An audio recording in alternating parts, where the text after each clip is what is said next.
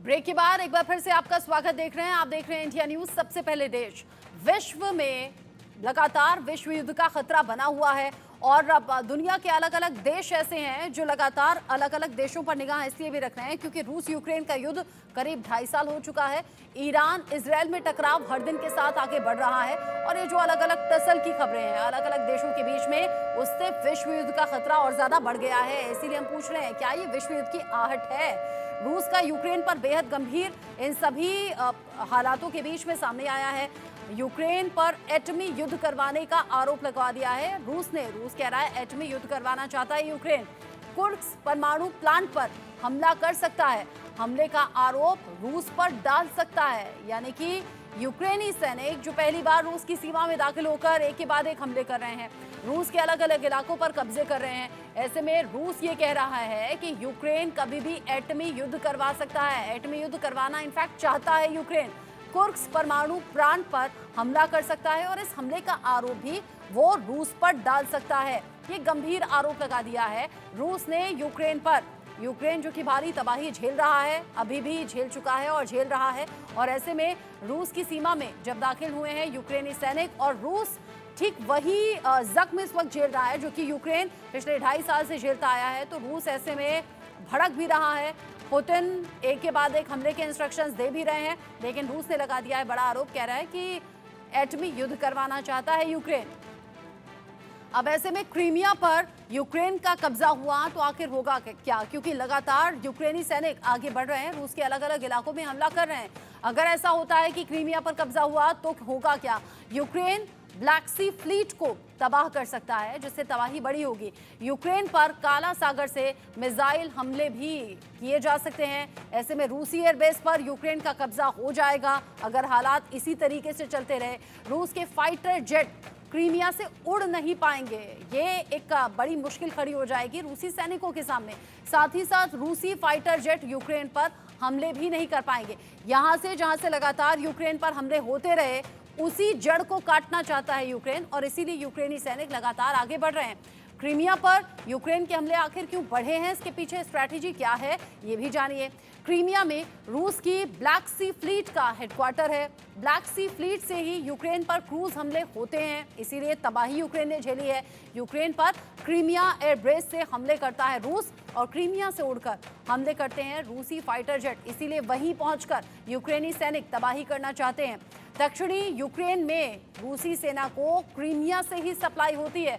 अब आप समझिए कि जब जड़ को ही खत्म कर दिया जाएगा, काट दिया जाएगा, तो फिर रूस के पास ऑप्शन बचेगा क्या? यूक्रेन को घेरने का या फिर यूक्रेन पर हमला करने का। और इसीलिए स्ट्रैटेजी वाइज यूक्रेन ने ये कदम आगे बढ़ाए हैं और क्रीमिया की तरफ वो आगे लगातार बढ़ता हुआ। और अब जो खबरें हैं वो ये कि क्रीमिया पर कब्जा करने की तैयारी में है यूक्रेनी सैनिक, और अगर हो जाता है तो ये हालात पैदा होंगे जो अभी हमने आपको कुछ पॉइंटर्स में समझाए हैं, बताए हैं।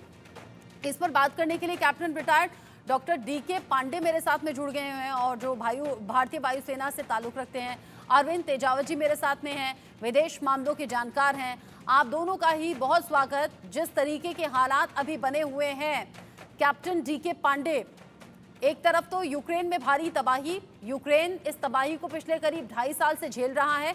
अब जब रूस की सीमा में दाखिल हो गए हैं यूक्रेनी सैनिक, वही जख्म अब रूस को मिल रहा है। लेकिन आगे स्ट्रेटेजी जब क्रीमिया की तरफ बढ़ रही है, होगा क्या? देखिए, बहुत ही महत्वपूर्ण टर्न आया है पूरी स्टोरी में, जो कि फरवरी 2022 में शुरू हुई और किस प्रकार से रशिया ने बहुत ज़बरदस्त आक्रमण किए और पहले इन्होंने एरियल मीडियम को सेलेक्ट किया, उसके बाद उन्होंने एरियल मीडियम को छोड़ के और ग्राउंड फोर्सेस को जो है शुरू किया। देखिए, वर्ल्ड वॉर 2 के बाद पहली बार हुआ है कि रशियन क्षेत्र में रशिया की सीमा के अंदर कोई गैर मुल्की फौजें दाखिल हुई हैं और लगभग 10,000 से के आसपास यूक्रेन ट्रूप जो है वो अंटर कर गए हैं।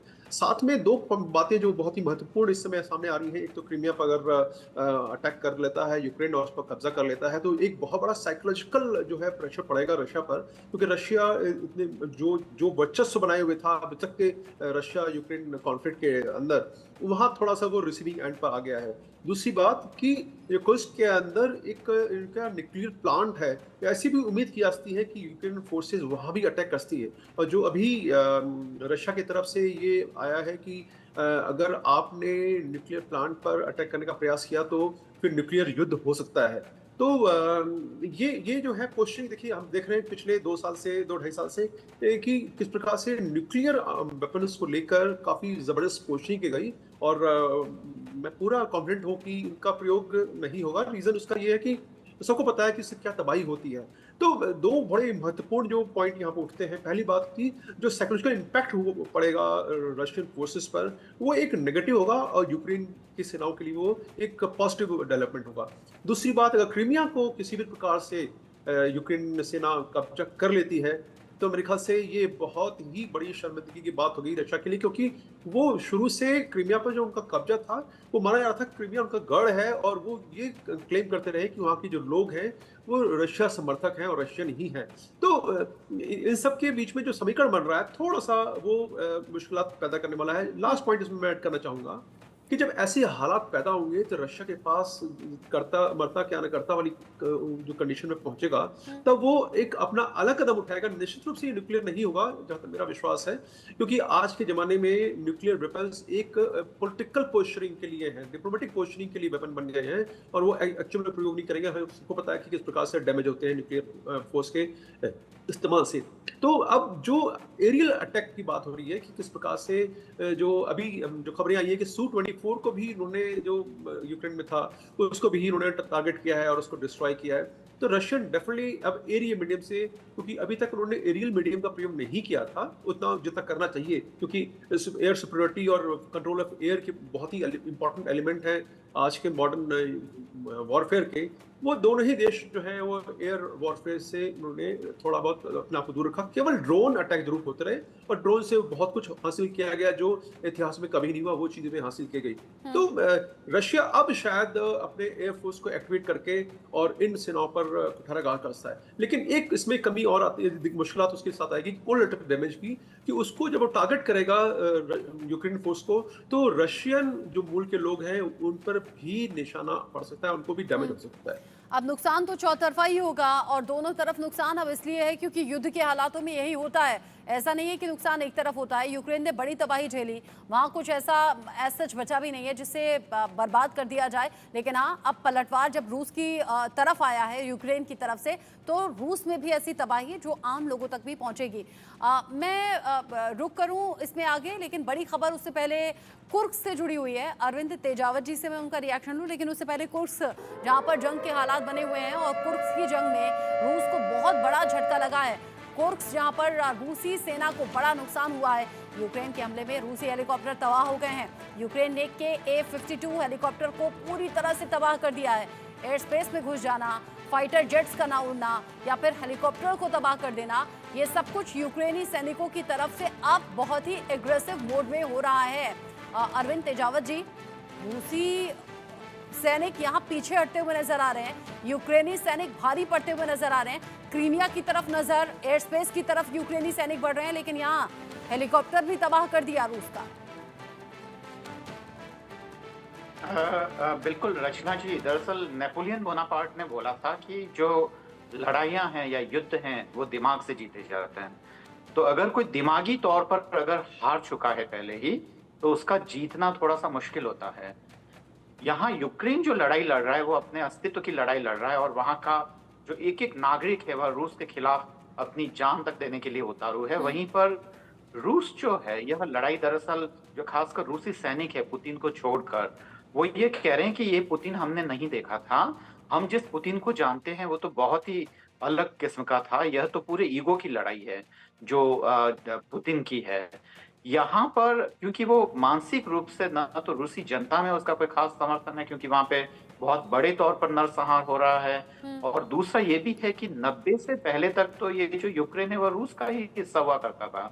आज भी यूक्रेन में बहुत ही रशियन उतनी ही पॉपुलर हैं। तो यह सारा जो साइकोलॉजिकली दरअसल जो रूस है वह एक लड़ाई हारी हुई लड़ रहा है।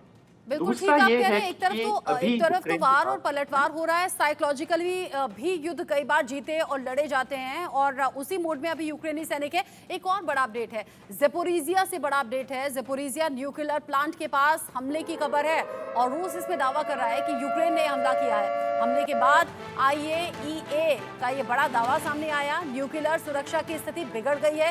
ये दावा IAEA की तरफ से किया गया है। ज़ेपोरिजिया न्यूक्लियर प्लांट पर अब संकट बढ़ गया है, ये बड़ा दावा किया गया और इसके पीछे हाथ बताया जा रहा है यूक्रेन का। अरविंद जी। बिल्कुल मैं अपनी बात को कंटिन्यू करते ये बता रहा था कि दरअसल यूरोप से अभी यूक्रेन के पास बहुत सारे हथियार आए हैं, तो पहले वाली स्थिति नहीं है। इसलिए यूक्रेनी सैनिकों में एक खास नया जोश है, क्योंकि यूरो अमेरिकन जो पूरा वेस्ट जो खेमा है, उन्होंने इन दिनों में यूक्रेन को बहुत ही मजबूत बनाया है, खासकर सामरिक तौर पर। और ऐसे ऐसे हथियार आए हैं जो उनको युद्ध में बढ़त दिला सकते हैं। इसलिए रूस के लिए यह स्थिति बहुत भयावह हो सकती है। दूसरा, रूस ये पूरे विश्व को, खासकर पश्चिम को, यह संदेश देना चाहता है कि देखिए मैं किसी भी हद तक जा सकता हूं, यहां तक कि परमाणु हमले की हद तक भी। तो वह साइकोलॉजिकली दरअसल ये पूरा आरोप जो है वह यूक्रेन पर लगाने का कोशिश कर रहा था, कि वह सीधा सीधा उसको लोग कसूर में भी ना डालें, और वह ये उनको ये संदेश भी देने में कामयाब रहे हैं कि देखो परमाणु हमला भी हो सकता है और उसके लिए रूस कोई भी स्ट्रेटजी बनाने के लिए तैयार है। तो मानसिक तौर पे अभी जो रूस जो ये हारी हुई लड़ाई है उसको जीतने के लिए या उन लोगों पे दबाव बनाने के लिए यह सारा ही स्ट्रेटजी कर रहा है। यानी स्ट्रैटेजी अलग अलग तरीके से सामने आ रही है और अब माना यह जा रहा है कि ये जो युद्ध की आग है वो और ज्यादा भड़केगी और ज्यादा बढ़ेगी, और इन सब के बीच ही रूस ने कर दिया है बड़ा दावा। ये दावा क्या है, जल्दी से दर्शकों को बता दें। रूस और यूक्रेन के बीच जंग जारी है, यूक्रेनी सैनिक पहले से ज्यादा अग्रेसिव मोड में आ गए हैं। इस बीच रूस कर रहा है बड़ा दावा, यूक्रेन एटमी युद्ध करवाने की साजिश यहां पर रचता हुआ नजर आ रहा है। ये रूस का दावा है। साथ ही साथ रूस कह रहा है कुर्स्क न्यूक्लियर प्लांट पर हमला भी कर सकता है यूक्रेन जो कि प्लांट पर हमला करेगा तो रूस को और ज्यादा भड़का भी सकता है, रूस को और ज्यादा नुकसान भी पहुंचा सकता है। प्लांट पर हमले का आरोप रूस पर लगा सकता है, यानी कि रूस ये कह रहा है कि यूक्रेन हमला करेगा और उसके पीछे नाम रूस का लगा देगा। रूस ने यूक्रेन को ऐसा ना करने की चेतावनी भी दी है, जो कि वो लगातार बार बार दे रहा है। यूक्रेन ने रूस के आरोप को प्रोपेगेंडा बताया है, लेकिन क्या ये वाकई प्रोपेगेंडा है, इस पर हम बात करें उससे पहले एक बड़ा अपडेट। रूसी सेना ने फिर से सरेंडर कर दिया है, जो जानकारी अभी की है। 15 स्क्वायर किलोमीटर में सरेंडर, सेम नदी के किनारे से सेना हट गई है। अब ऐसे में ये बहुत बड़ी खबर है अगर रूसी सैनिकों की तरफ से ये किया जा रहा है। सरेंडर एक बहुत बड़ी सिचुएशन होती है युद्ध में। सेम नदी के किनारे से सेना हट गई है, रूसी सेना ने फिर से सरेंडर कर दिया है। 15 स्क्वायर किलोमीटर में ये सरेंडर की खबर सामने आ रही है, और इस खबर के बीच में जिस तरह की सिचुएशन अभी बनी हुई है, उस सिचुएशन में रूसी सेना अगर पीछे हटती है तो जाहिर सी बात है यूक्रेनी सेना और ज़्यादा हिम्मत के साथ आगे बढ़ेगी और ज़्यादा बर्बादी यूक्रेनी सेना की तरफ से यहाँ पर दिखाई जा सकती है। इसमें परेशानी बड़ी है, और ऐसे में कर्नल पांडे, इस सिचुएशन को आप कैसे देख रहे हैं? रूस जो अभी तक आक्रामक था, एक तरीके से यूक्रेन पर चढ़ा हुआ था, अब रूसी सेना अगर सरेंडर कर रही है या पीछे हट रही है, इसके संकेत क्या है? देखिए, ये बहुत ही बड़ा स्ट्रेटेजिक ट्विस्ट आया है कहानी में, और निश्चित रूप से ये पुतिन के माथे पर सलटे एक के बाद बढ़ती जा रही होगी, क्योंकि कभी उन्होंने सोचा नहीं था कि यूक्रेन जो है उनके क्षेत्र में आके उनको जो है वो मुकाबले के लिए बुलाएगा। और निश्चित रूप से इस समय वो डिफेंसिव पिच पे हैं और बहुत प्रेशर है रशियन फोर्सेस पर, और नेतृत्व भी निश्चित रूप से है। जहाँ तक बात है कि ज़पोरिज़िया के जो न्यूक्लियर प्लांट के बारे में बात हो रही है, हाँ। वो IAEA इंटरनेशनल एटॉमिक एनर्जी जो इंस्टीट्यूशन है, इन्होंने, इनके जो डायरेक्टर है मिस्टर ग्रॉस, उन्होंने ये घोषणा की कि जो ज़पोरिज़िया न्यूक्लियर प्लांट के बगल में रोड है वहां पर यूक्रेन से हमला हुआ है और फिर हमला हो सकता है। तो अभी प्लांट पर हमला नहीं हुआ है, लेकिन इसकी संभावना बहुत ज्यादा है कि हमला हो सकता है, क्योंकि दो कारण उसके हैं। एक तो ये कंफ्यूजन किसी प्रकार का डिसीजन मेकिंग में, और दूसरा जो अभी डेवलपमेंट हुआ है क्रीमिया की तरफ से यूक्रेन सेनाओं का बढ़ना, और साथ ही उस क्षेत्र में यूक्रेन फोर्सेस का आगे बढ़ना। साथ में जो खबरें आप बता रही है कि रशियन फोर्सेस ने सरेंडर कर दिया है, ये तो निश्चित रूप से बहुत ज़बरदस्त ट्विस्ट होगा कहानी में। लेकिन आगे देखना होगा कि ये कहीं इन्फॉर्मेशन वॉरफेयर का हिस्सा तो नहीं है। और 2 बातें इसमें मेरे सामने फिर दिखती हैं। पहली बात तो ये कि अगर इन्फॉर्मेशन वॉरफेयर का हिस्सा है, जो कि psychological pressure already mister Putin पर और रशियन फोर्सेस पे है, वो बहुत ज़्यादा उन पे बढ़ जाएगा और बड़ा मुश्किल हो जाएगा उनके लिए लड़ना। क्योंकि रशिया जो है काफ़ी लंबे समय से आर्म्स एम्यूनिशन की कमी भी झेल रहा है। साथ में जो उनके ऊपर इतने सैंक्शन लगाए, खुल के कोई भी देश उनके सपोर्ट में नहीं आ पाया है। तो वो अलग थलग-सा पड़ यानी भी विक्टिम अपने आप को कार्ड भी एक महसूस करता तरीके है। से रूस खेल रहा है, प्रोपेगेंडा भी चला रहा है, जैसा कि यूक्रेन का इन सभी आरोपों पर कहना है। साथ ही साथ एक अपडेट जो है वो वेस्ट बैंक से भी है। वेस्ट बैंक के चूंकि रूस यूक्रेन का जिक्र तो हम लगातार कर रहे हैं, उधर ईरान इजराइल को लेकर भी लगातार डेवलपमेंट सामने आ रहे हैं और ईरान इजराइल में जो टकराव की स्थिति बढ़ी है वो भी एक विश्व युद्ध के खतरे के तौर पर देखी जा रही है। वेस्ट बैंक से खबर है, वेस्ट बैंक के जेनिन में इजराइल ने किया है बड़ा हमला। कार पर हमले के बाद जोरदार धमाका भी हुआ है। इस हमले में हमास के 2 बड़े कमांडर्स की मौत हो गई है। देखिए, अलग अलग चुनौतियां अलग अलग देशों के बीच में, एक तो रूस और यूक्रेन के बीच का युद्ध जिसको लेकर तमाम अपडेट हमने आपको बताए, लेकिन यहाँ ईरान और इजराइल में कैसे ये टकराव हर दिन के साथ आगे बढ़ रहा है आप जानिए। क्योंकि इजराइल ने कर दिया एक और बड़ा हमला जिसमें हमास के 2 बड़े कमांडर्स की मौत हो गई है। वेस्ट बैंक में जेनिन में इजराइल ने ये बड़ा हमला किया है। इस बड़े हमले को लेकर जिस तरह की अभी तक की जानकारी है, ईरान और इजराइल में टकराव और ज्यादा बढ़ ही जाएगा अरविंद जी, जो कि पहले से बढ़ा हुआ है। छिटपुट घटनाएं या फिर ये कहिए कि हमले, कोशिशें, ये सब कुछ हो ही रहे। बिल्कुल सही कहा है। दरअसल पूरा अगर विश्व देखे तो उसकी जो व्यवस्था है वो बहुत ही बुरी तरह से प्रभावित हुई है। क्योंकि कोल्ड वॉर के टाइम में ये था कि अगर किसी राष्ट्र पे कोई हमला करता तो उसके सहयोग के लिए कोई जो दूसरा खेमा है वह आ जाता था। अब क्योंकि विश्व में कोई खैरख्वाह नहीं है, इसलिए वो बहुत ही जो मानवाधिकारों का हनन और जो खासकर जो नरसंहार है वह बहुत ही तेजी से बढ़ा है। ये जो उन्होंने वेस्ट बैंक पे जो इजरायली सेनाओं ने जो हमला किया है वह वाकई ही मुझे लगता है कि एक और बड़ा उनके लिए मतलब शोकपूर्ण है, खासकर जो फिलिस्तीनी जनता है उनके लिए। और उनके लिए वह जो समर्थन या जो सहयोग, ईरान भी अभी युद्ध से काफी पीछे हटते हुए नजर आ रहा है जो उसने चेतावनी दी थी। तो मुझे लगता है कि खासकर फिलिस्तीन के लिए कहीं से भी कोई सहयोग मिल पाएगा नहीं मिल पाएगा वहां के लोगों के लिए, यह बहुत ही दुखद या बहुत अच्छा, ही युद्ध उस विराम तरह की के जो खबरें हैं इजराइल वो बीच बीच में रह रहकर सामने आती रही हैं। अमेरिका भी यहाँ पर इंटरफेयर कर रहा है। उधर ईरान लगातार अपनी ताकत को बढ़ाने की कोशिश, प्रॉक्सी देशों के साथ मिलाकर करने की कोशिश, लेकिन इन सबके साथ ही युद्ध विराम की कोशिशें कैसे फेल साबित हो रही हैं ये भी दर्शकों को हम जल्दी से बता दें। हमास का इस बीच दावा सामने आया है और कहा यह जा रहा है कि इजराइल अपने वादे से साफ साफ मुकर रहा है, बाइडेन के प्रस्ताव को स्वीकार नहीं कर रहा है इजराइल। ये साफ तौर पर हमास का दावा, और इसीलिए ये जो युद्ध विराम है ये हो नहीं पा रहा है। फिलाडेल्फिया और नेत्जारिम कॉरिडोर छोड़ने की तैयारी नहीं है, ये हमास की तरफ से दावा सामने आया है। यानी कि अमेरिका इंटरफेयर कर रहा है, ईरान को पीछे हटने के लिए कह रहा है। इजराइल ये साफ कर चुका है जब तक हमास का खात्मा नहीं होगा तब तक ये युद्ध चलता रहेगा। यानी कि जो हमले हैं गाजा में ये रह रहकर होते रहेंगे। वेस्ट बैंक में बड़ा हमला किया है और हमास के 2 कमांडर के मारे जाने का दावा है, लेकिन इनके साथ ही हमास ये कह रहा है कि इजराइल युद्ध विराम की किसी भी कोशिश को यहां अंजाम देने के इरादे में नहीं है और वो अपनी बातों से पीछे हटता हुआ नजर आ रहा है। कहता कुछ है, करता कुछ है, और यहां वो युद्ध विराम की तरफ कोई कदम आगे नहीं बढ़ा रहा। साथ ही साथ एक और बड़ा अपडेट आप जानिए, तेल अवीव में हिजबुल्लाह का रॉकेट हमला सामने आया है और इस रॉकेट हमले से इमारत में लग गई है भीषण आग। यानी जो टकराव की स्थिति है वो लगातार बढ़ रही है। आग की खतरनाक लपटों से घिरी हुई ये इमारत नजर आई है। तेल अवीव में हिजबुल्लाह की तरफ से किया गया है रॉकेट हमला। हिजबुल्लाह जो रह रहकर ये हमले कर रहा है और बड़ा नुकसान पहुंचाने के इरादे से हिजबुल्लाह की तरफ से कोशिश, हालांकि इससे पहले भी ये दावा होता रहा है कि हिजबुल्लाह के हमले से कोई बड़ा नुकसान हुआ नहीं है, लेकिन इन दावों में सच्चाई कितनी है ये वक्त जैसे जैसे आगे बढ़ेगा वैसे वैसे साफ हो पाएगा। कर्नल पांडे, हमास के दावे में सच्चाई क्या है, इजराइल की बातों पर कितना यकीन किया जा सकता है, क्योंकि युद्ध की स्थिति है, हर कोई मतलबी है, हर कोई प्रोपेगेंडा चला रहा है और हर कोई अपने फायदे के बारे में सोच रहा है।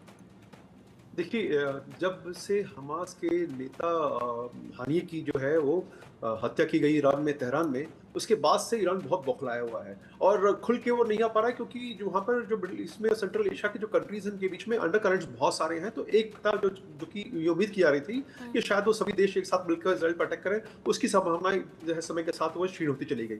अब जो जिस हमले का आप जिक्र करें, कल 1.5 घंटे तक लगातार नॉर्दर्न इजराइल पर, उत्तरी इजराइल के ऊपर हिजबुल्लाह ने अटैक किए हैं और मिसाइल के और बाकी रॉकेट्स प्रोजेक्टाइल भेजे हैं।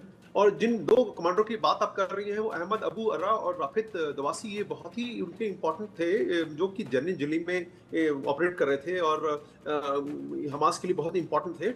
वो उनके खात्मे की खबर आई है। और इसराइल ने जो अभी अटैक किया है, निश्चित रूप से जब इसराइल पर 1.5 घंटे का आप सोच लीजिए कि लगातार कितनी मिसाइल, उनका नंबर नहीं बताया गया, लेकिन ये कहा जाता है कि सैकड़ों की संख्या में ये मिसाइल्स और रॉकेट्स भेजे गए हैं।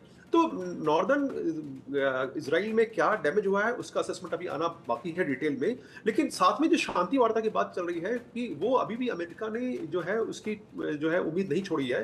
और ये माना जा रहा है कि जल्द ही जो है उसके बारे में जो रिक्वायरमेंट है, वो इजिप्ट और कतार की हेल्प से अमेरिका जो है वो चाह रहा है, क्योंकि देखिए चुनाव में है अमेरिका में, तो चाहते हैं कि बाइडेन चाहते हैं कि एक पॉजिटिव जो है लोग, जो वोटर्स का एटीट्यूड उनकी पार्टी की तरफ जाए। तो इस सबको देखते हुए उन्होंने जो ह्यूमैनिटेरियन ग्राउंड पर शांति स्थापना के जो प्रयास हैं वो लगातार जारी रखे हैं और मुझे उम्मीद है कि जारी रहेंगे। लेकिन क्योंकि अब नेतन्याहू ये वादा कर चुके हैं कि भाई वो अपनी जनता से कि हम हमास को समाप्त करके रहेंगे, ऐसे में बड़ा मुश्किल हो रहा है कि उधर ईरान की तरफ से दावा किया जा रहा है कि हमास के चीफ को मार दिया गया तो उसका बदला हमें जरूर लेना है। उधर इजराइल की तरफ से नेतन्याहू अपने देश के लोगों के सामने अपनी ताकत का एहसास कराना चाहते हैं। और उधर अमेरिका, जहां बाइडेन आने वाले चुनावों में अपनी पार्टी को इसका फायदा चाहते हैं, इसीलिए इंटरफेयर उनकी तरफ से ज्यादा। लेकिन इन सबके साथ एक और अपडेट है, तेहरान समेत ईरान के कई शहरों में अंधेरा हो गया है। ईरान की मिसाइल हमले की विध्वंसक तैयारी है। पावर कट के पीछे भी ईरान की जंगी तैयारी कही जा रही है। अंधेरे में ईरानी मिसाइल का मूवमेंट सामने आया है। अंधेरे में ईरानी मिसाइल की सीक्रेट तैयारी चल रही है। सैटेलाइट की नजर को चमका देकर तैनाती यहां पर सामने आई है। सैटेलाइट की नजर को चकमा देकर, माफ कीजिए, ये चकमा देने की खबर है। सैटेलाइट की नजर को चकमा दे दिया जाए ताकि अंधेरा पूरा हो जाए और इसी अंधेरे में ये मिसाइल अटैक की तैयारी ईरान अंदर खाने कर रहा है। कर्नल पांडे, ईरान तो लग रहा है किसी भी कीमत पर पीछे नहीं हटेगा। देखिए, निश्चित रूप से उसके लिए एक बहुत मुश्किल का वक्त है, क्योंकि वहाँ पर जो है नए कमांडर की जो है वो ताजपोशी होती है और उसमें आपके एक बहुत महत्वपूर्ण मेहमान को कोई आपकी लक्ष्मण आ जाता है, तो निश्चित रूप से उनकी सुरक्षा की खामी के बारे में है। लेकिन अब जो साइकोलॉजिकल प्रेशर को समय के साथ ही वो हल कर पाएगा कि ईरान, देखिए निश्चित रूप से ये मैंने पिछले डिबेट्स में भी कहा है कि ईरान इस स्थिति में नहीं कि वो अटैक कर सके, क्योंकि ना उसकी माली हालत है, ना उसकी फौजी हालत ऐसी है कि वो इसराइल पर अटैक करे, क्योंकि इसराइल बहुत आगे है इन इक्वेशंस में। तो लेकिन जहां तक मुझे उम्मीद है कि शांति के जो प्रयास किए जा रहे हैं, निश्चित रूप से इसराइल ने ये कहा है, जो कल की खबर है, मैंने ट्विटर पर देखा, इसराइल के लोगों ने कहा है कि भाई क्योंकि शांति वार्ता है इसलिए हम अभी अटैक नहीं करेंगे, हमें उम्मीद है कि शांति वार्ता हो जाएगी और इसराइल जो है अपने ये पर पछतावेगा और माफी मांग लेगा। तो कुछ ऐसे जो है साइकोलॉजिकल एनवायरनमेंट बन रहे हैं। देखिए, राजनीति में और कूटनीति में कब क्या हो कहना मुश्किल है। संभावनाओं की उम्मीद नहीं छोड़ी जानी चाहिए। संवाद जब तक कायम है, राजनीति में भी और युद्ध की स्थिति में भी कब क्या हो जाए ये कहा नहीं जा सकता। ईरान के हमले को लेकर एक और बहुत बड़ी खबर है, एक और बहुत बड़ा अपडेट है। ईरान के कई एयर जोन में उड़ानें फिर से बंद हो गई हैं। नेवी और आर्मी में बड़ी तैनाती की गई है, यानी ईरान चौतरफा इजराइल को घेरने की तैयारी में भी। और ये बड़ी तैयारी कुछ इस तरीके से सामने आई है ईरान के हमले को लेकर। ये बहुत बड़ा अपडेट है, जहां पर ईरान के कई एयर जोन में उड़ानें फिर से बंद है। अरविंद जी, ईरान लग रहा है इस बार जो कह रहा था कि अब तक का सबसे बड़ा ये विध्वंसक हमला होगा वही अंजाम देकर रहेगा, या फिर ये सिर्फ दिखावटी और प्रोपेगेंडा खबरें हैं? मुझे काफी मुश्किल लगता है, क्योंकि आप देखिए सऊदी अरेबिया है वह भी पीछे हट गया है और वह इजराइल से दोस्ती करना चाहता है। और वहाँ के जो किंग है उन्होंने ये कहा कि देखिए हम तो उनसे दोस्ती चाहते हैं और इसके कारण मुझे यहाँ इंटरनली खतरा है अपनी जान को। तो वह वहाँ से यूएस से टेक्नोलॉजी चाहता है। और हम ये भी जानते हैं कि जो अमेरिका है वहाँ पे जो ज्यूस है उनका काफी जबरदस्त बोलबाला है, चाहे वहाँ की मीडिया देखो या वहाँ के जितने भी जो बड़े बड़े जो उद्योग घराने हैं उन सब पे ही जो यहूदी हैं उनका काफ़ी ज़बरदस्त कब्ज़ा है। तो अमेरिका से अगर कोई भी लेना है तो यहूदियों को खुश रखना पड़ेगा और यहूदियों का जो राष्ट्र है वो है इज़राइल। ऐसे में ईरान कितना खतरा लेगा और वह भी अपने देश के हितों को एक तरफ रखकर खाली जो इस्लामिक ब्रदरहुड के नाम पर, जो इस्लामी भाईचारा के नाम पर, तो ये अपने आप में सोचने की बात है। मुझे लगता है कि मैं पांडे साहब की बात से जो सहमत हूँ, जो उनका पूर्व निष्कर्ष था कि नहीं वो शायद ही हमला करें, पर देखते हैं, हो सकता है कि यह एक दबाव बनाने की हो, पर फिर भी कुछ कहा नहीं जा सकता क्योंकि कब कौन सी चिंगारी बड़ी आग में भड़क जाए, कुछ भी कहना मुश्किल है रचना जी। अभी सिर्फ अनुमान लगाया जा सकता है, लेकिन हाँ इतना जरूर है कि ईरान और इजराइल में बढ़ती हुई ये जो टकराव की स्थिति है ये अभी शांत होती हुई तो नहीं दिख रही है दूर दूर तक। बहुत शुक्रिया आपका कर्नल पांडे और अरविंद तेजावत जी मेरे साथ में जुड़ने के लिए, इस डिस्कशन में साथ में रहने के लिए। एक छोटा सा ब्रेक यहाँ पर ले रहे हैं, लौटेंगे।